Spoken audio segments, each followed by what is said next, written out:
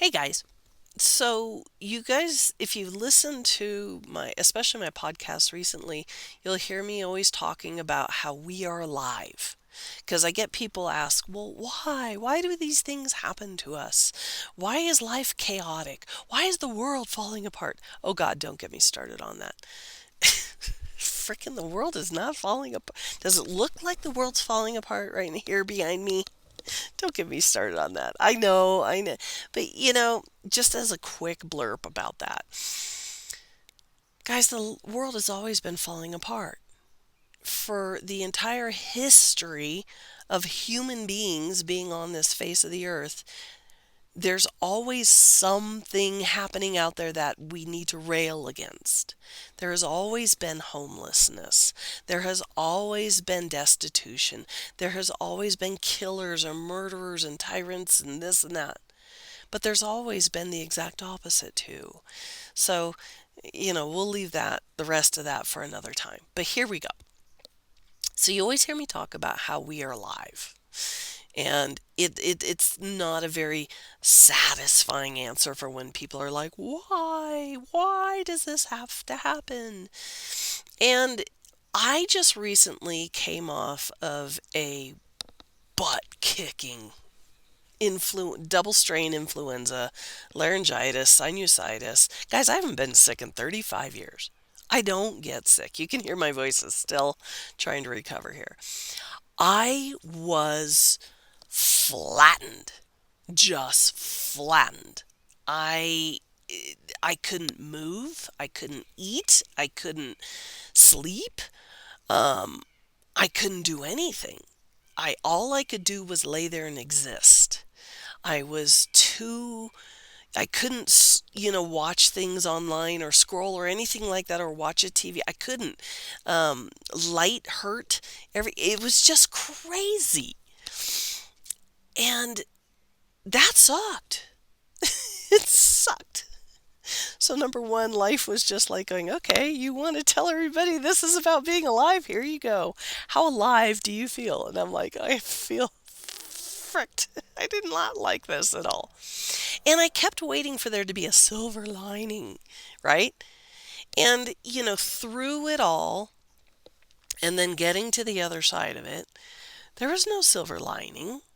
There was no, this is why, And, but what I did ultimately finally come to, and I don't think it had anything to do with the illness. I just want you guys to know, yeah, shit happens.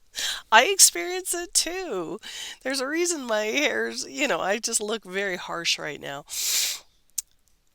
Life, and that's such an unsatisfying answer of life happens. Well, what the hell does that mean? This is what it means. We have our storyboards, right? We have our dream self. We see something, an influencer, or for my generation, it was like maybe somebody in a movie or whatever, and oh, I want to be like that. I want to be that. That's the person I want to be, and maybe we'll start styling ourselves after that person, or taking on the habits that person does, or whatever. But see, the thing is those images, those presentations are one dimensional. Now, I know, guys, that we have more than one dimension. We have two dimension, three dimensionals, but just hang with me for simplicity's sake that one dimensional is anything in a book or on a screen or anything that's not here, feel it, taste it, touch it, reality, okay? We're just simplicity's sake here. So all these things we're basing what we want, millionaire, money, all these things are based on one dimension. It's just this image in our imagination. It's flat, it's static. It's a poster up on your wall, right? It's yeah, a poster up on your wall. Oh, that's a good example. And so we base our dreams off of these things. And the thing is this, and this is what happened to me. I was looking back through all my pictures of all my adventures and all everything, and it's not that I haven't realized that I am a master manifester. God, another one-dimensional thing there. And we'll do a video on that sometime down the line. But it's not that I haven't realized I'm a master manifester. But through looking at the world as a story, my desires from a storyboard perspective, flat, I wasn't realizing I was living it and I was being it. The person in my mind who I was striving to be, I was her. I was looking back through my pictures, my photo albums, and I was like, holy shit, I've always been her. And was it the chicken or the egg thing? Did I want to be her because I was already her? Or, I was just blown away. I was like, holy shit, what was I striving for? Why did I miss it? Why didn't I see it? And this is it, guys. It's not that, I used to think that we're missing the dream because I would see that I would especially see that my friends would be like, I can't manifest. And I'm like, what are you talking about? You manifest like crazy. You are an amazing manifester. You've done this and this and this and this. And I would think they were missing it because in their mind, the dream was too polished or it was too far away. They weren't seeing it. But it's not that. It's not that it's polished or flat or far away. It's that it's flat, like the poster on your wall. Our dreams are flat. They're imagined. They're curated. They're static.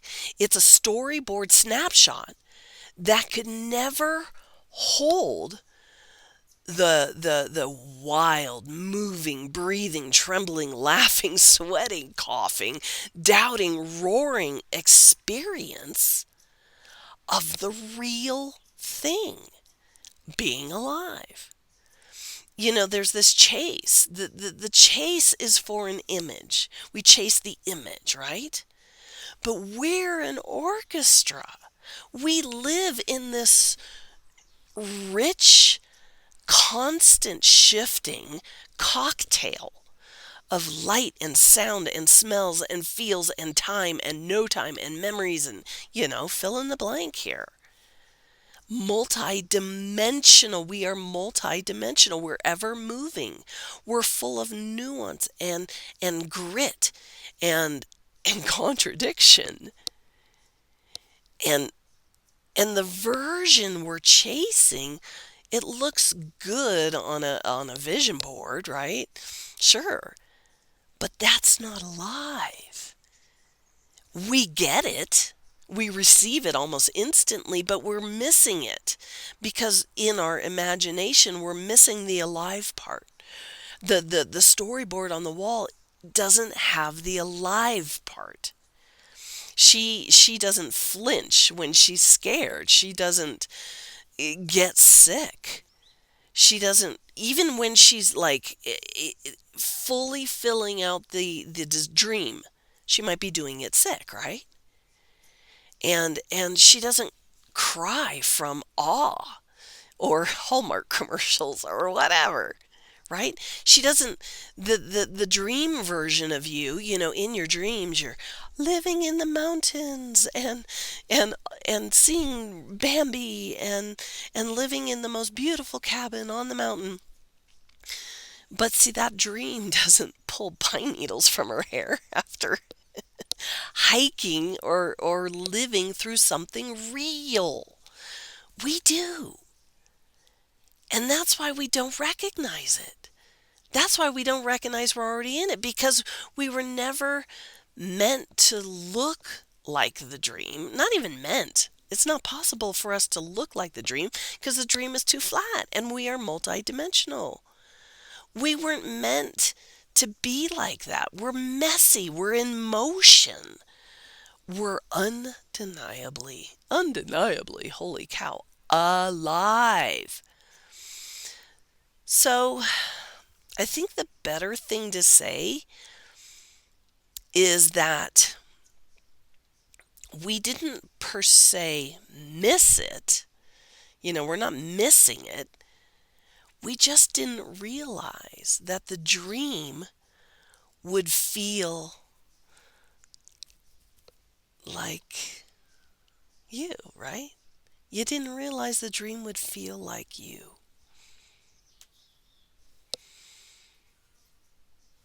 Mm, that's a good spot to end.